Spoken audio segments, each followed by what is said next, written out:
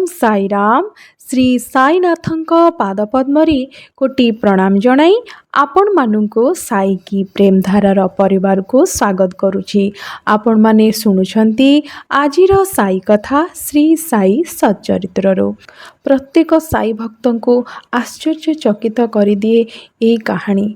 जेबे बाबा तांकर सो इच्छारे शरीर त्याग करथिले पुणी सो इच्छारे धरापृष्ठ को फेरी आसी तेबे डेरी न करी चलंतु आजिर बाबांकर ए आलौकिक महिमार ए आश्चर्यचकित कर देउथबा कहानीटी जानिबा। 72 घंटार समाधि। 72 घंटा धरी बाबा थरे समाधि नेइथिले पुणी किपरि से शरीर को पुणी फेरी आसीथिले से विषय आज जानिबा। तो आसंतु आज यही सुंदर कहानीटी बाबा विषय जानिबा जहाँकि शुणिला परे सतरे आम मनरे बाबा प्रति जो भावना अच्छी से भावना तांको प्रति जो भल पाइबा स्नेह अच्छी ताहा अनेक मात्रारे द्विगुणित होइजिबो। 72 घंटा धरी समाधि। आपण माने जानिथिबे बाबा 1918 मसीहा अक्टोबर 15 तारिख विजया दशमी दिन समाधि ग्रहण करथिले। एहार 32 वर्ष पूर्वरु बाबा थरे तांकर जीवन रेखा अतिक्रम करने को प्रयास करथिले। ताहा थिला 1886 मसीहा मार्गशीर मासर पूर्णिमा। बाबा को भीषण श्वास कष्ट हेला एवं एथिरु मुक्ति निमंते से तांकर प्राण ब्रह्मांड रे लीन करी समाधि नेबाको निष्पत्ति नेले। बाबा को 1886 मसीहा जेपरि लिखाई जे मार्गशीर पूर्णिमा दिन तांको श्वास कष्ट हेइथिला और से एथिपाई समाधि नेबाको निष्पत्ति नेथिले। भक्त महालसापति को से कहिले तुमे मोर शरीर को 3 दिन पर्यंत जगी रहिब। जदि मु फेरी आसुछि तो ठीक नचेत गोटे स्थान को इंगित करी माने द्वारिका माईर गोटे स्थान को इंगित करी कहिले से स्थान रे मोर समाधि तैयारी करी एवं 2टी ध्वजा स्मृति स्वरूप स्थापन करिब। महालसापति को से कहिथिले मु समाधि नेबाकू चाहूची आउ 3 दिन पर्यंत मो शरीर को जगे रखिबो। जदि 3 दिन भितर मु फेरी आसले तो ठीक कथा नचेत द्वारिका माईर गोटे जगार देखैथिले से जगार मो शरीर को समाधि देदेव पताका 2टा लगेदेव बोली बाबा महालसापति को ये आदेश देले। एतिकी कही राति प्राय 10टा समय बाबा शय्याशायी होइगले। तांकर निश्वास प्रश्वास बंद होइगला एवं जनागला जेपरी शरीर रे आउ प्राण नाही। खबर पाई ग्रामर लोक माने देखिबाकू आसिले। बाबा पूरा अचेत माने पूरा मृत पालटी गले। तांकर निश्वास प्रश्वास आउ चलिला नाही सेटा देखिबा पाई ग्राम लोक सबू आसिले। समस्ते तांकर निज निज हिसाब रे शरीर को परीक्षा करिबारे लागिले एवं सेमाने जानिबाकू पाइले बाबांकर प्राणवायु सतरे चली जाइछि। सेमाने अनुभव कले तांको द्वारा निर्देशित स्थान रे समाधि देबा पाई निष्पत्ति भी नेले। जेतले जानिले कि बाबांकर आउ प्राण नाही सेमाने बाबा जे जगाटा महालसापति को देखाइथिले सेठी समाधि करबा पाई निष्पत्ति नेले।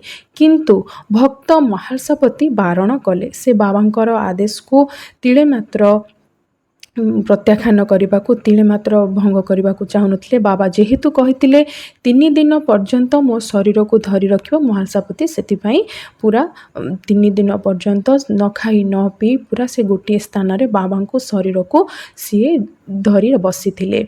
सेठू महालसापतिंकर जेतेबेले 3 दिन अतिक्रम हेगला अतिबाहित हेगला समस्तंकर उत्कंठा बढ़ी चलिला। सतरे कोन बाबा फेरी आसीबे समस्तंक मनरे एई उत्कंठा फेरी आसिला। महालसापतिंकर मध्य धैर्य बंध भांगिबा प्राय अवस्था। सी भी धैर्य हराबा को लागिले बाबा केमती जल्दी फेरी आसंतु। 3 दिन कहिथिले 3 दिन सरीबा को प्राय समय हेगलानी। राति पाहिबा को आउ कई घंटा बाकी थाए। राति प्राय 3टा समय हेबो। एही समय रे प्राण फेरिबार संकेत देखागला। पुणी जेतबेले 3 दिन अतिबाहित हेई सारिथिलानी हेबा पाखापाखि बाबांकर पुणी राति 3टा समय रे प्राण फेरिबा को लागिला एवं श्वासक्रिया पुनः चालू हेला एवं अंग प्रत्यंग स्वाभाविक भाव रे कार्य करिबा जनागला। धीरे धीरे बाबा नेत्र खोलिले ଓ କଡ଼ ଲଉଟାଇ ପୁନଃ ଚେତନାରେ ଜାଗ୍ରତ ହୋଇଗଲେ। ମାନେ ଆପଣ ଏ କଥା ଭାବିଲେ ମାନେ ଆମ ମାନେ ମଣିଷର ଚିନ୍ତା ବାହାରେ କି ଜଣେ ସାଧୁ ସନ୍ଥ ସିଏ 3 ଦିନ କିପରି ନିଜର ସମାଧି ନେଇ ପୁଣି ଫେରି ଆସିବେ, ପୁଣି ଶରୀରକୁ ଫେରି ଆସିବେ, ଏଇଟା ଆମମାନଙ୍କର କଳ୍ପନାର ଊର୍ଦ୍ଧ୍ୱରେ। ଆମ ଭଳିଆ ତୁଚ୍ଛ ମଣିଷ ଏଇଟା କେବେ ବି ଆମେ ସେଇ ସ୍ତରର ଚିନ୍ତା ଆମେ କରିପାରିବା ନାହିଁ କି ବାବା ସତରେ ସିଏ କିଏ ଥିଲେ ଆଉ ଶରୀର ଧରିକି ଆମ ଗହଣରେ ଆସିକି ସିଏ ଉପସ୍ଥିତ ହେଇଥିଲେ।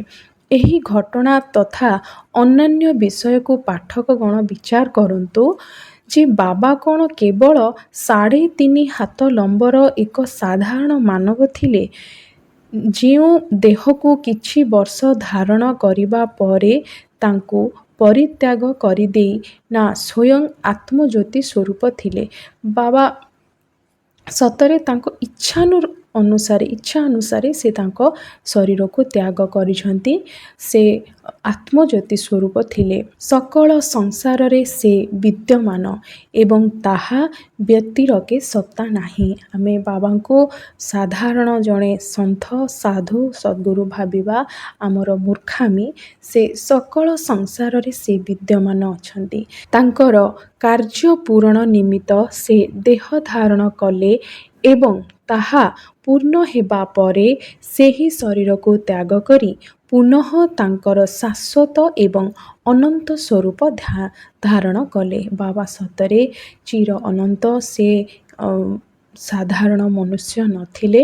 ତାଙ୍କର ଯେତେବେଳେ ଏ ଧରାପୃଷ୍ଠରେ ଆମମାନଙ୍କୁ ତାଙ୍କ ଦରକାର ଥିଲା, ସେ ସେତେବେଳେ ଆସିଥିଲେ ଶରୀର ଧାରଣ କରିକି ପୁଣି ସ୍ୱଇଚ୍ଛାରେ ତାଙ୍କ ଶରୀର ପରିତ୍ୟାଗ କରି ସେ ପୁଣି ଏ ଅନନ୍ତ ବ୍ରହ୍ମାଣ୍ଡରେ ଲୀନ ହୋଇଗଲେ। ଯିଏ ଅନନ୍ୟ ଭାବରେ ତାଙ୍କର ଶରଣାଗତ ହୁଏ ଏବଂ ଯିଏ ପୁନଃ ଅନ୍ତଃକରଣରେ ତାଙ୍କର ଉପାସନା କରେ, ସେମାନେ ପ୍ରତି କ୍ଷଣରେ ତାହା ଅନୁଭବ କରୁଛନ୍ତି କି ଯଦିଓ ସ୍ୱଶରୀରରେ ବାବାଙ୍କୁ ଏବେ ଆଉ ଦେଖିବାକୁ ମିଳିବ ନାହିଁ, ତଥାପି ଯଦି ଆମେ ଶିରିଡ଼ି ଯିବା, ତାଙ୍କର ଜୀବନ୍ତ ସମ ଏକ ଚିତ୍ର ଦ୍ୱାରିକା ମାଇରେ ଶୋଭାମଣ୍ଡିତ କରୁଥିବା ଦେଖିବାକୁ ପାଇବେ। ବାବାଙ୍କର ଏକ ଜୀବନ୍ତ ସମ ଗୋଟେ ଚିତ୍ର ଦ୍ୱାରିକା ମାଇରେ ଅଛି। ଆପଣ ଯଦି ଶିରିଡ଼ି ଯାଇଥିବେ, ଦ୍ୱାରିକା ମାଇରେ ଆପଣ ଦେଖିଥିବେ ବାବାଙ୍କର ସେ ସୁନ୍ଦର ଫଟୋଟି, ସେ ଚିତ୍ରଟି ଏବେ ବି ଦ୍ୱାରିକା ମାଇରେ ବିରାଜମାନ ଅଛି। ବାବାଙ୍କର ଜଣେ ପ୍ରସିଦ୍ଧ ଭକ୍ତ ଚିତ୍ରକର ଶ୍ୟାମରାଓ ଜୟକର ଏହାକୁ ଆଙ୍କିଛନ୍ତି। କଳ୍ପନାଶୀଳ ଦର୍ଶକ ଏବଂ ଭକ୍ତଗଣଙ୍କୁ ଏହି ଚିତ୍ର ଏବେ ବି ବାବାଙ୍କର ସାକ୍ଷାତ ଦର୍ଶନ ସ୍ୱରୂପ ସନ୍ତୋଷ ଓ ସୁଖ ପ୍ରଦାନ କରୁଛି। ବାବା ସ୍ୱଶରୀରରେ ନାହାନ୍ତି, କିନ୍ତୁ ସେ ସର୍ବଭୂତରେ ବ୍ୟାପ୍ତ ଅଟନ୍ତି ଏବଂ ଭକ୍ତମାନଙ୍କର ମଙ୍ଗଳ ପୂର୍ବବତ୍ କରୁଥିବେ ଯେପରିକି ସେ ସଶରୀରରେ କରୁଥିଲେ। ବାବା ଅମର। ତାଙ୍କର ନରଦେହ ଧାରଣ ଏକ ଆବରଣ ମାତ୍ର, କିନ୍ତୁ ସେ ତ ସ୍ୱୟଂ ଭଗବାନ ଶ୍ରୀହରି ଅଟନ୍ତି, ଯିଏ ସମୟ ସମୟରେ ଭୂପୃଷ୍ଠରେ ଅବତୀର୍ଣ୍ଣ ହୋଇଥାନ୍ତି। ଏସବୁ କହିବାର ମୋର ଯୋଗ୍ୟତା ସେତିକି ସାମର୍ଥ୍ୟ ନାହିଁ। ମୁଁ ଆପଣମାନଙ୍କୁ ଏଇଟା ବ୍ୟାଖ୍ୟା କରିକି ବୁଝେଇଦେବି। ଆପଣମାନେ ପୁରା ବୁଝିପାରୁଥିବେ କି ବାବା ସାଧାରଣ ମନୁଷ୍ୟ ନଥିଲେ, ସେ ଚିର ଅନନ୍ତ ହରିଙ୍କର ଅବତାର ସିଏ ଥିଲେ। ନହେଲେ କିପରି ଜଣେ ସାଧାରଣ ମନୁଷ୍ୟ ପକ୍ଷରେ ଏଇଟା ସମ୍ଭବ? ସିଏ 72 ଘଣ୍ଟାର 3 ଦିନ ପାଇଁ ଶରୀର ତ୍ୟାଗ କରି ପୁଣି ଆସି ପୁଣି ଶରୀରରେ ଆତ୍ମା ପ୍ରବେଶ କରିବ, ସେ ପୁଣି ଆଗ ପରି ଚଳଚଞ୍ଚଳ ହୋଇଯିବେ। ଆଜିର ଏଇ କାହାଣୀଟି ଆମ ପାଇଁ ବାବାଙ୍କର ସ୍ୱରୂପ, ବାବାଙ୍କର ଅସ୍ତିତ୍ୱ, ବାବା କିଏ ଜାଣିବାର ପୁରା ପ୍ରତ୍ୟକ୍ଷ ଭାବରେ ପୁରା ପ୍ରମାଣ ଦିଏକି ବାବାଙ୍କୁ ଆମେ ଯେଉଁ ଭାବୁ ବେଳେ ମାନେ କି ହଁ ବାବା ଥିବେ ସାଧାରଣ ସେତେବେଳେ ଭିକ୍ଷାଟନ କରୁଥିବେ, ଯିଏ ତାଙ୍କର ସତ୍ତାକୁ ଅନୁଭବ କରିଛି, ଯିଏ ତାଙ୍କୁ ଯେମିତି ଲେଖା ହେଇଛି କି ଯିଏ ତାଙ୍କୁ ସେତିକି ଅନ୍ତଃକରଣରେ ତାଙ୍କୁ ଧ୍ୟାନ କରିଛି ସେ ତାଙ୍କର ସେଇ ସତ୍ତାକୁ ଅନୁଭବ କରିଛି। ଆମକୁ ବି ବାବାଙ୍କର ସେଇ ସତ୍ତାକୁ ଅନୁଭବ କରିବାର ଅଛି। ସେ ବାବାଙ୍କ ଉପରେ ସେଇ ଅନନ୍ତ ବିଶ୍ୱାସ ରଖି ବାବାଙ୍କୁ ସବୁବେଳେ ଧ୍ୟାନ କରିବାର ଅଛି। ତେବେ ଆମେ ବି ବାବାଙ୍କର ସେଇ ସ୍ୱରୂପକୁ ନିଶ୍ଚିତ ଦିନେ ଦର୍ଶନ କରିପାରିବା। ଆଜିର ଏ ଅଧ୍ୟାୟଟି ଯଦି ଆପଣଙ୍କୁ ଭଲ ଲାଗିଥାଏ ତାହେଲେ କମେଣ୍ଟରେ ଜଣାଇବାକୁ ଭୁଲିବେନି ଏବଂ ଆମ ସାଇକି ପ୍ରେମଧାରାର ଚ୍ୟାନେଲଟିକୁ ସବସ୍କ୍ରାଇବ୍ କରିବାକୁ ଆପଣଙ୍କୁ ଅନୁରୋଧ। ରହିଲି। ଜୟ ଶ୍ରୀ ସାଇ।